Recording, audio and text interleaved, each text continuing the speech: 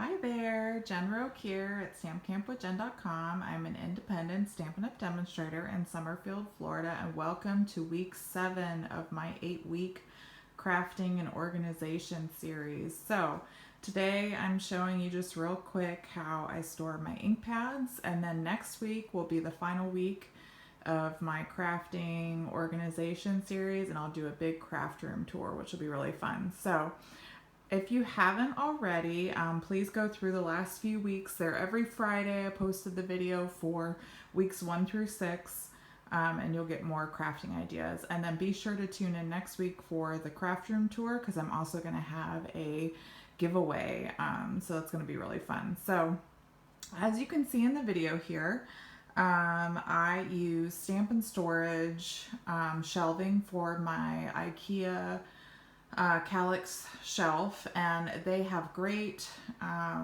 little cubes that fit perfectly in here. So I have most of the colors organized by rainbow order in here, and if you go to StampCampWithJen.com in the blog post, I will have this rainbow order listed as well. Now you can kind of see I have some of the ink colors mixed in with here as well. I'm actually thinking about taking those out and just having the ink colors separate in the Stampin' Up! Ink pad and marker storage. So I think I'm going to do that. I'm going to try to post it before the craft room tour, but if I don't, I'll post pictures of it later when I do finally do it. I debated whether or not to do it because this little cube here fits 45 different colors. And so if you look at Stampin' Up!, they have the four color families, and each one has 10 in it. So you could put all 4 of the color families in here. Oops. All 4 of the color families in here, plus one set of the ink colors if you wanted to. But I think I'm just going to pull the ink colors out and keep them separate since they're only for 2 years. They're only around for 2 years, and I usually switch those out pretty frequently. So, but as you can see, I'll zoom out here a little bit. This Kallax shelf that I have, it's a little messy here. I'll clean it up before my craft room tour next week.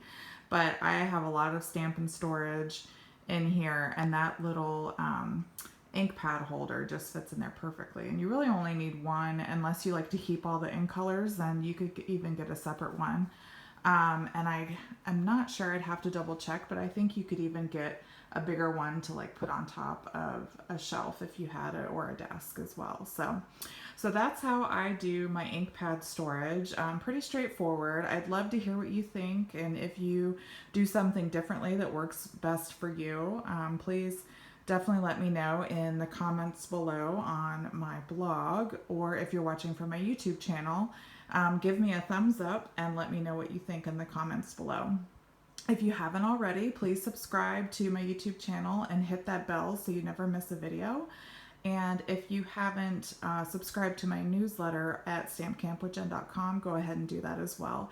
Every Friday I send out a newsletter with exclusive updates, whether they're Stampin' Up! Or my own personal updates. And once a month I send an exclusive newsletter tutorial as well. So, all right guys, well that's all I have for today. Again, be sure to join me next week for the final installation of my 8-week organization series for the big craft room tour and a giveaway. All right, well until next time, be safe and happy stamping. Bye-bye.